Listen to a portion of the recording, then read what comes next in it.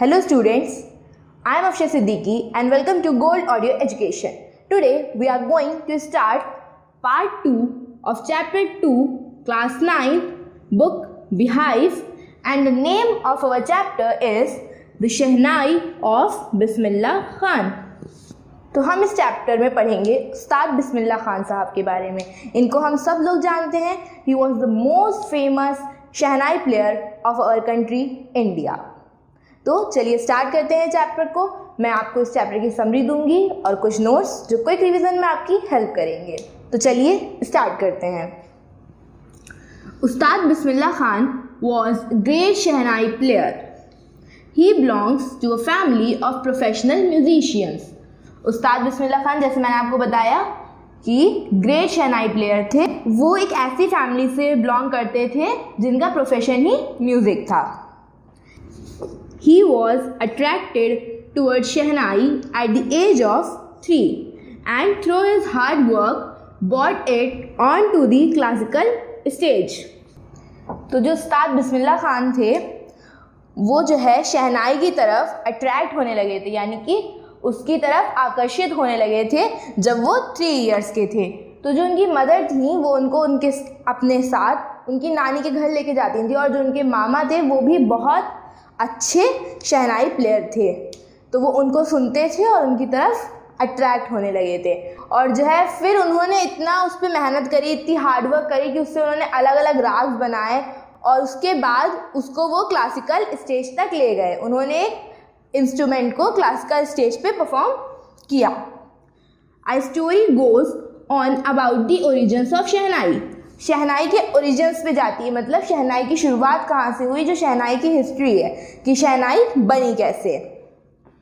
पुंगी, a musical instrument was banned by emperor Aurangzeb for its unpleasant sound. जो शहनाई की शुरुआत हुई थी शहनाई बनने की, वो पुंगी की वजह से हुई थी। पुंगी एक म्यूजिकल इंस्ट्रूमेंट था जो औरंगजेब के टाइम में बजाया जाता था, जिसको प्ले किया जाता था औरंगजेब के टाइम में, लेकिन उसकी जो आवाज़ थी वो बहुत ही अनप्लीजेंट थी।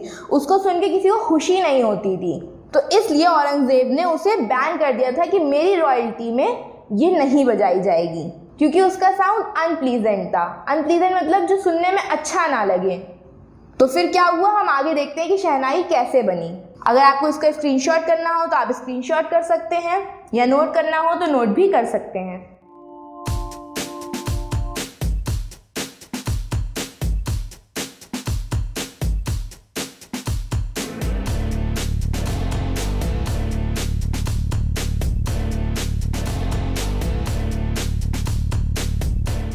तो जैसे मैंने आपको बताया कि औरंगजेब ने पुंगी को बैन कर दिया था, तो अब उसकी जगह जब शहनाई ने ली तो शहनाई कैसे बनी ये हम आगे जानते हैं। A barber of a family of musician having access to the royal palace also decided to improve tonal quality of pungi. मतलब एक बार्बर थे जो कि म्यूजिशियन फैमिली से बिलोंग करते थे और उनको एक्सेस थी, मतलब वो जा सकते थे, रॉयल पैलेस के अंदर भी जा सकते थे। तो उन्होंने डिसाइड किया कि वो पुंगी की जो टोनल क्वालिटी, यानी कि जो अनप्लीजेंट साउंड उससे आता है, उसकी जो क्वालिटी ख़राब है, वो उसको सही करेंगे। He took a hollow pipe longer than pungi. तो उन्होंने हॉलो पाइप लिया। हॉलो पाइप यानी कि जो अंदर से बिल्कुल खाली हो, ठीक। उन्होंने एक ऐसा पाइप लिया जो कि थोड़ा पुंगी से लंबा था, और उसके बाद and made 7 hole on it, 7 holes on it, और उन्होंने उसके ऊपर 7 होल कर दिए। सबने शहनाई तो देखी ही होगी कभी ना कभी, उस पर 7 होल्स कर दिए। When he played on it sweet and soft sounds were produce, और फिर उन्होंने उसको बजाया, यानी कि शहनाई जैसे बजाई जाती है कि एक होल बंद करा, दूसरा खोला, इस तरह से करके जब उन्होंने उसको बजाया तो उसका जो साउंड था वो बहुत ही स्वीट था और बहुत ही सॉफ्ट साउंड था जो उसमें से आया। अब क्योंकि उनका रॉयल पैलेस में आना जाना था तो उन्होंने उसको औरंगजेब के सामने प्ले करा। When it was played before king he was impressed by this new instrument. और जब उन्होंने इस इंस्ट्रूमेंट को किंग के सामने प्ले किया तो वो बहुत ही खुश हो गए और वो इम्प्रेस्ड हो गए इससे, उस न्यू इंस्ट्रूमेंट से। Since it was played in the Shah's chamber and was played by a nai means barber. नाई किसको कहते हैं? बार्बर को। Since it was played in Shah's chamber मतलब सबसे पहले जब ये बजाई गई थी तो एक शाह के चैम्बर में बजाई गई थी और एक नाई के द्वारा बजाई गई थी, इसीलिए इट वॉज नेम्ड शहनाई। इसीलिए इसका नाम क्या हो गया? शहनाई, क्योंकि ये सबसे पहले शाह के दरबार में बजाई गई और एक नाई के द्वारा बजाई गई।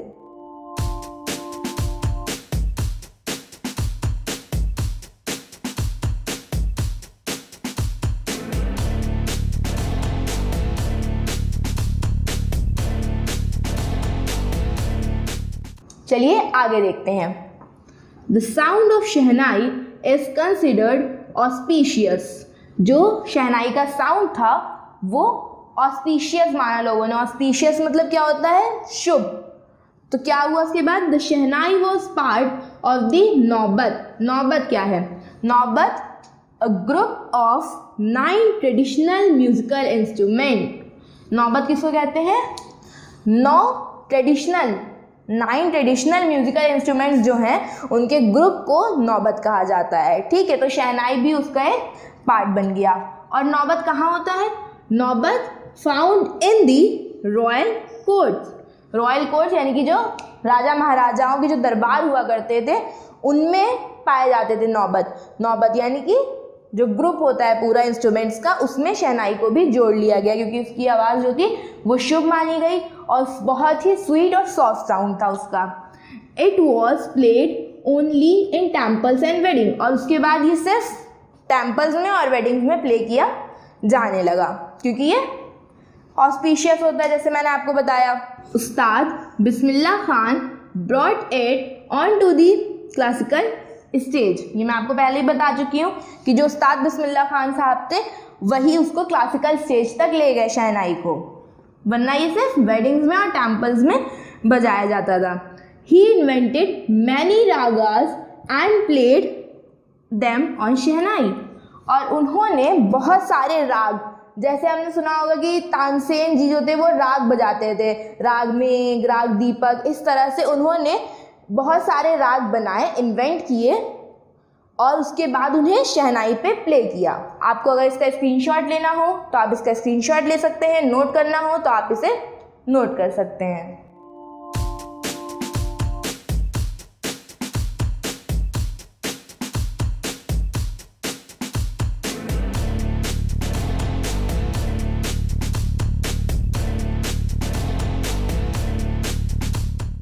चलिए तो अब हम बिस्मिल्लाह खान साहब के बारे में जान लेते हैं कि उनकी बर्थ कहाँ हुई और भी बाकी सारी चीज़ें उनके बारे में।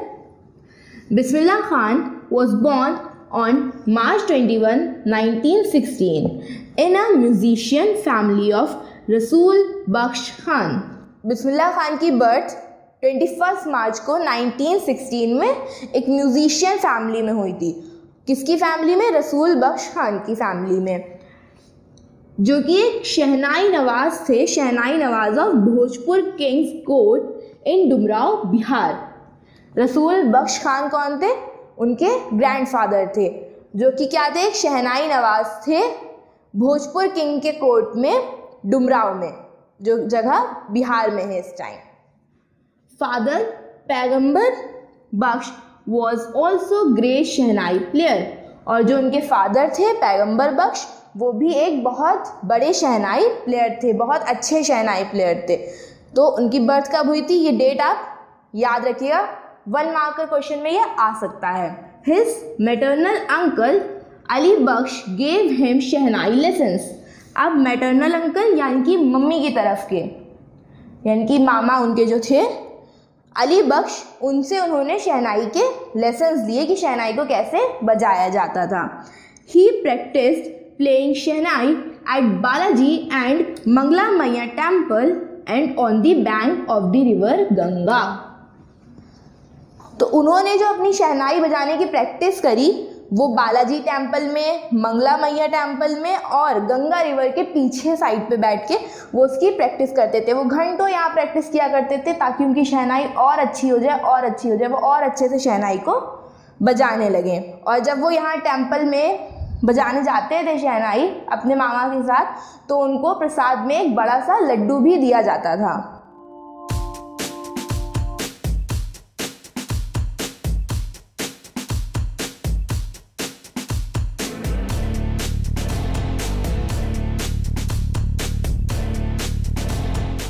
आइए आगे देखते हैं। At the age of 14, he played shehnai with his uncle at Allahabad Music Conference and was appreciated by उस्ताद फैयाज खान। जब वो 14 ईयर्स के थे तो उन्होंने अपने अंकल के साथ इलाहाबाद म्यूज़िक कॉन्फ्रेंस में शहनाई प्ले करी थी और वहाँ पे एक शहनाई उस्ताद, बहुत बड़े उस्ताद आए थे फैयाज खान, जिन्होंने उन्हें अप्रिशिएट किया था कि तुम बहुत अच्छी शहनाई बजाते हो और ऐसे ही कोशिश करो आगे और अच्छी बजाओगे। अप्रिशिएट करने का मतलब उनकी तारीफ़ करी थी, उन्हें बढ़ावा दिया था कि हाँ तुम ये काम बहुत अच्छा करते हो और तुम कर सकते हो।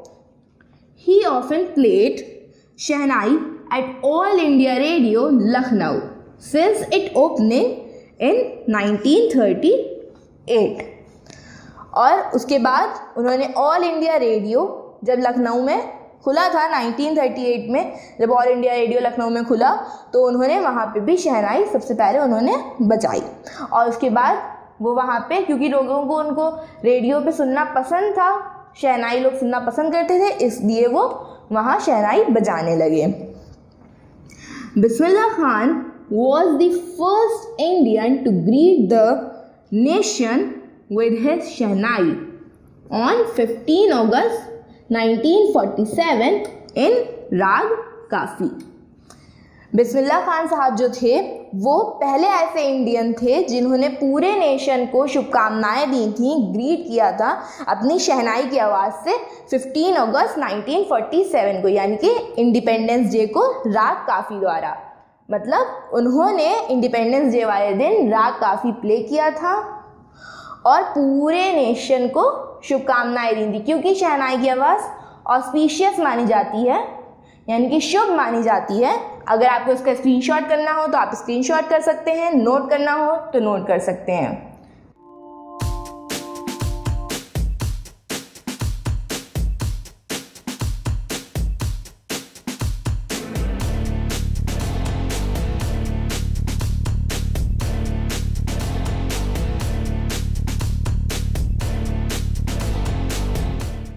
Impressed with his shehnai, film director Vijay Bhatt named a film गूंज उठी शहनाई।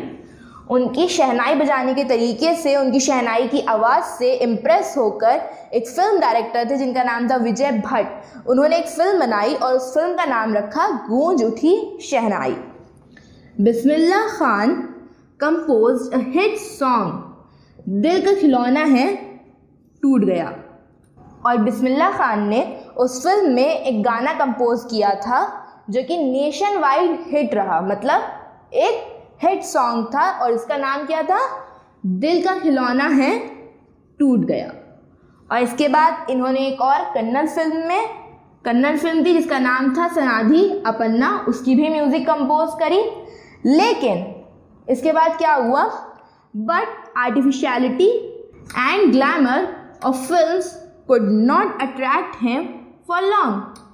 उन्होंने 2 फिल्में अपने जो है म्यूज़िक कंपोज करी, लेकिन जो आर्टिफिशियलिटी है इंडस्ट्री की वो उनको पसंद नहीं आई और वो जो ग्लैमर था वहाँ का वो उनको अपनी तरफ अट्रैक्ट नहीं कर पाया। इसलिए उन्होंने इसके बाद इंडस्ट्री में कोई भी काम नहीं किया, सिर्फ 2 ही फिल्मों में म्यूज़िक कंपोज करी।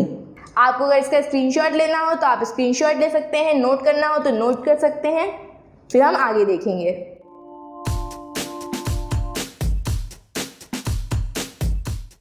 चलिए अब देखते हैं कि उन्होंने इंटरनेशनल परफॉर्मेंसेस कहाँ कहाँ पे दी।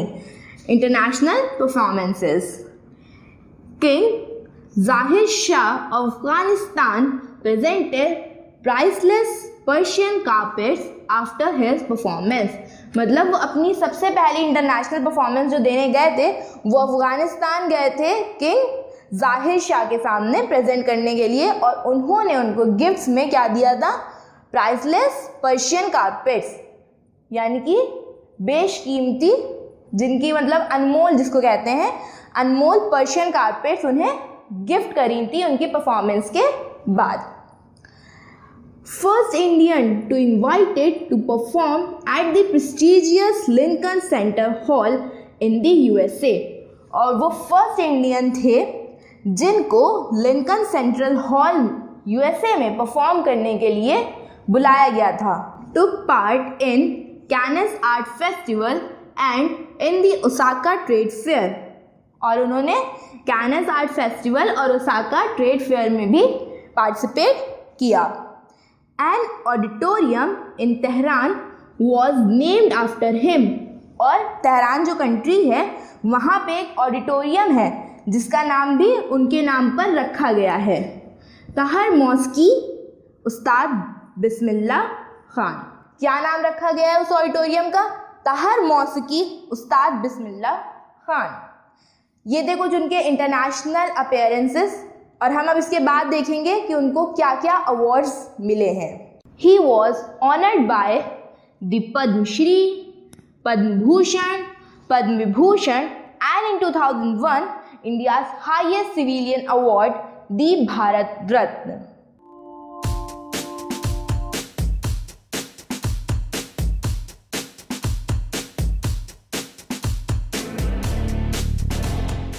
अब हम उनके बारे में कुछ छोटी छोटी बातें जान लेते हैं। जैसे he was fond of Banaras and his native village Dumraon, यानी कि बनारस और जो उनका विलेज था डुमराव, उनको उससे बहुत ज़्यादा प्यार था, बहुत ज़्यादा लगाव था। वो वहाँ से ज़्यादा दूर नहीं रह पाते थे। अगर वो कहीं जाते भी थे तो उनको अपने बनारस की और डुमराव की याद आती रहती थी, इसलिए वो ज़्यादा कहीं भी नहीं रुकते थे। He was once offered to head shehnai school in USA by his student. एक बार उनके एक स्टूडेंट थे, उन्होंने उन्हें ऑफर किया कि आप शहनाई स्कूल के हेड बन जाइए यूएसए में। Who promised to recreate the atmosphere of Banaras, और उन्होंने ये प्रॉमिस भी किया कि जो यहाँ का एटमॉस्फेयर होगा वो बनारस जैसा मैं कर दूंगा। क्या चाहते थे उनके स्टूडेंट कि जो शहनाई स्कूल यूएसए में है वो वहाँ पे हेड बन जाए, और उन्होंने ये भी वादा कर लिया कि जो है मैं यहाँ का जो पूरा एटमॉस्फेयर है वो बिल्कुल बनारस जैसा कर दूंगा।